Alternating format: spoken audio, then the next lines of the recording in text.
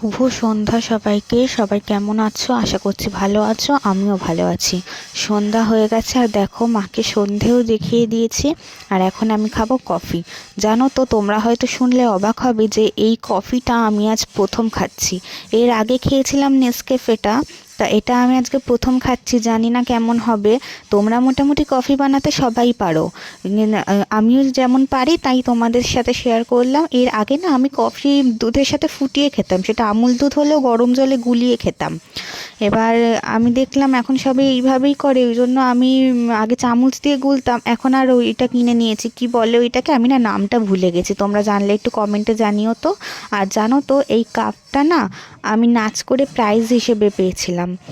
আর এখানে মা বাইরে মানে উঠোনে সন্ধে দিচ্ছে, তাই ইনি মায়ের অপেক্ষায় এইভাবে বসে আছে। এই যে সেই কাপটা, আর এই কফিটা কিন্তু খেতে বেশ ভালোই। তো কফি খেয়ে গা গরম করে চলে এসেছি পড়তে। পড়া তো করতে হবে, আর যেই পড়তে চলে এসেছি অমনি দিদা চলে এসছে যে আমি কেমন পড়ছি দেখতে। তারপর রাত 9টা হয়ে গেল, বাবাও চলে এলো। মা ওইদিকে খাবার গরম করছে, আর দিদা প্রায় দিন রাত্রে মুড়ি খায়, ওই জন্য দিদাকে মুড়ি খেতে দেওয়া হয়েছে।